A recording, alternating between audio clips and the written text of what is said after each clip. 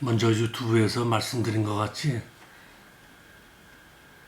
계시록 4장 15절, 16절을 들여다보겠습니다. 15절 내가 네 행위를 아노니 네가 차지도 아니하고 뜨겁지도 아니하도다. 네가 차든지 뜨겁든지 하기를 원하노라. 16절 네가 이같이 미지근하여 뜨겁지도 아니하고 차지도 아니하니 내 입에서 너를 토하여 버리리라. 이 종파리 신학자들은 이 라오디게아 교회가 현대의 교회 모습이다라고 합니다. 그래서 이 종파리들이 교회에서 뜨겁게 예배하고 찬양하고 열정을 다해 교회 봉사를 하고 선교해야 한다고 합니다.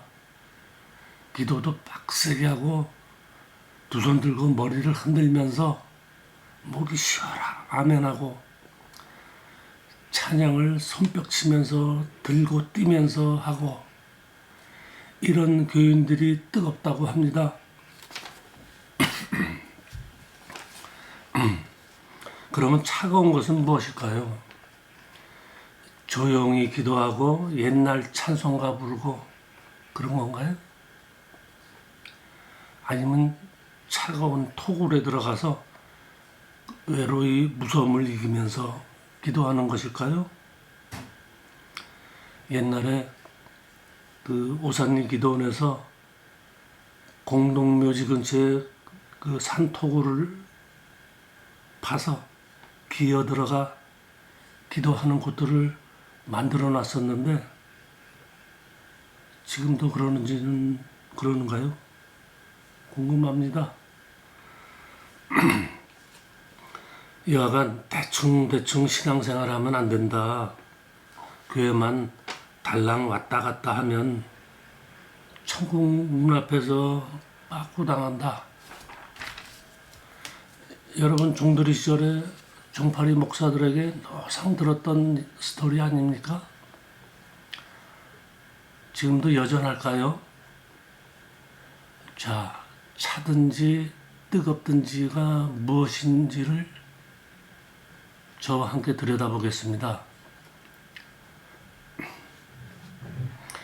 차든지는 지성적으로 믿든지, 뜨겁든지는 감성적으로 믿든지 이렇게 들어옵니까?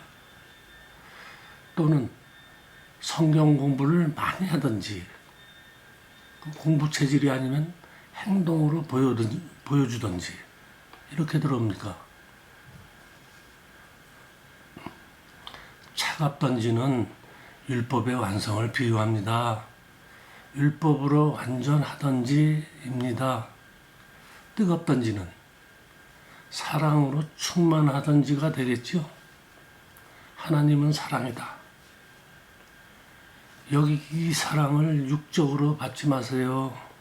사랑은 일체를 뜻합니다. 육체들끼리 사랑을 모형으로 들어 하나님과의 일체, 하나님은 영이므로 즉 말씀이 같은 것을 의미합니다. 사랑이란 단어를 쓸 때마다 조심스러워집니다. 영적으로 이해를 충분히 못하면 그 종파리들의 그 사랑 타령에 끌려다닙니다. 바울이 율법의 완성은 사랑이다. 그러니까 차든지 뜨겁든지는 똑같은 사랑입니다. 율법의 겉모습은 차갑습니다. 법이 그렇지 않은가요? 구약의 여호와 차갑습니다. 엄격하고 누구는 무섭다고 하던데 하지만 자세히 들여다보면 따뜻합니다. 속이 깊습니다. 나는 예수님이 더 무섭던데 한쪽 눈을 빼버리라 하던데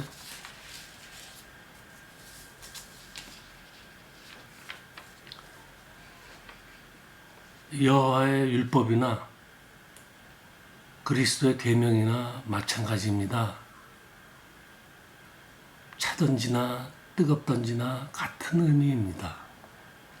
미지근하다는 것은 율법도 아니요, 사랑도 아니요, 바리새인의 외식과도 같은, 즉 흉내만 낸다는 것입니다. 또 차든지 뜨겁든지는 이렇게 볼 수도 있습니다. 차든지 모세의 제자이든지 뜨겁든지 예수의 제자이든지인데, 모세의 제자가 되던가 예수의 제자가 되든지 해라인데 이 둘이 다르지 않습니다. 요한복음 5장 46절에 모세를 믿었더라면 또 나를 믿었으리니 이는 그가 내게 대하여 기록하였습니다. 그러니까 모세를 믿는다는 게 예수를 믿는다는 것과 다르지 않다입니다.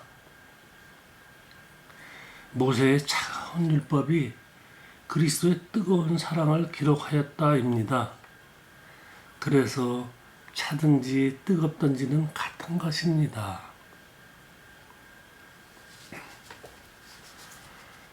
여러분도 이렇게 호라워하셨습니까?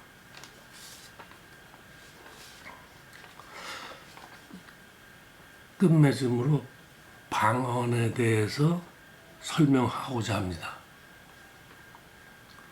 그 오산리 기도원에서 그 원숭이들이 집단으로 떠드는 집회를 보니 거기 따라서 방언한다고 혀를 떨고 계실지도 모르는 대우수를 구원하고자 이 말씀을 드립니다. 이미 방언에 대해서는 설명을 했었지만 아무래도 부족한 것 같고 알아듣던지 말던지 모르겠다 하고 끝내기도 그렇습니다. 용필이 방언은 여전히 유튜브에서 볼 수 있습니다. 람보 야르벨로 야르벨라 야르얄랄라 람보 하는 용필이와 그의 후계자 그 이영훈이는요 기가 막히게 혀를 잘 떱니다. 이번에 제가 좀 이렇게 자세히 보니까 그렇더라고요. 와르랄랄라 와르랄랄랄랄랄랄랄랄 뭐 속도가 상당합니다. 그냥 숙달된 저게 원숭이들이 떼창을 하니 그 자세히 들으려고 해도 쉽지 않습니다. 제가 며칠 전에 과학 유튜브를 보다가 방언과 연관돼서 생각이 났습니다. 저는 아인슈타인의 그 일반 상대성 이론, 특수 상대성 이론, 그거 좀 이해해 보려고 인터넷 통해서 뭐 수없이 설명을 들었지만 여전히 잘 이해가 안 됩니다. 이는 MC 제곱.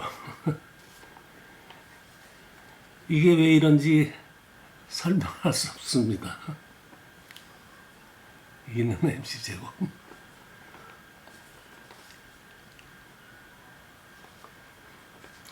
아인슈타인은 진리를 말했고 그 후대의 물리학자나 과학 유튜버들은 아인슈타인의 이론을 해석하고 설명합니다. 이렇게 대담하는 거 저기 자주 볼 수가 있죠. 나는 여전히 못 알아듣습니다. 나한테는 아인슈타인의 이론이 방언이고 외국말이고 그렇습니다. 설명해주는 과학 유튜버들이 방언을 통역해주고 있는 것과 같습니다. 그리스도의 말씀이 방언이고 즉 진리이고 이 언어들을 설명하는 바울이 방언을 통역하는 것입니다. 바울이 나는 누구보다도 방언을 많이 한다 라고 했던 거예요. 이 말이 바울이 뭐 용필이 방언도 하고 영훈이 방언도 하고 이것저것 여러 가지 한다라는 게 아닙니다. 제가 LA 있을 때 어떤 종파리는 100가지 방언을 한다고 자랑했는데 여전히 그렇게 사는지 달라졌을려나? 바울의 말씀은 누구보다도 진리의 말씀들을 잘 가르치고 전도할 수 있다는 것이지 누구보다도 혀를 잘 굴리고 빨리 떨 수 있다가 아닙니다. 또는 여러 외국어를 한다. 여러 고장들의 언어, 사투리, 서바나어까지 한다. 이런 게 아닙니다. 진리의 언어를 못 알아들으니 외국어를 한다라고 비유한 것입니다. 시골 할머니에게 영어로 그리스도의 말씀을 전하면 그 영어를 한국말로 통역해줘야 하듯이 그리스도의 말씀을 전하면 그 말씀들을 이해하도록 잘 설명해야 한다는 것입니다. 자기가 하든지 남이 하든지 하라는 것입니다. 고린도전서 14장 28절에요. 만일 통역하는 자가 없으면 교회에서는 잠잠하고 자기와 하나님께 말할 것이요. 그러니까 여러분 중에서 뭐 구역 예배 뭐 이런 모임에 가서 이 말씀들을 이 호라오에서 설명했는데 알아듣는 자가 없으면 그냥 더 이상 말하지 말아라. 입 다물고 있는 게 자기와 하나님께 말하는 것입니다. 혓바닥을 떨고 있는 게 하나님께 말하는 게 아닙니다.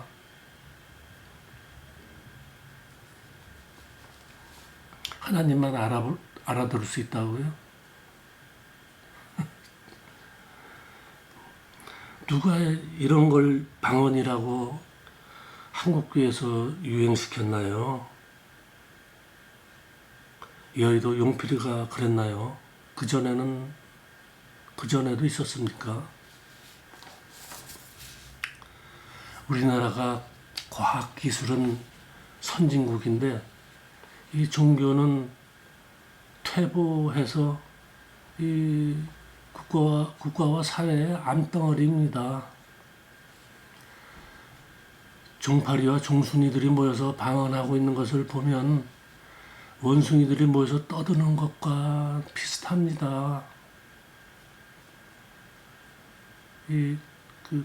원숭이들이 모여가지고 깍깍거리고 그냥 깨깨깨깨깨 우르고 또 아악 하고 비슷하지 않습니까?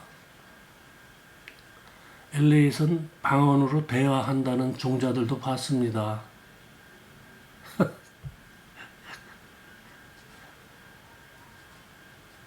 시애틀에서도 봤습니다.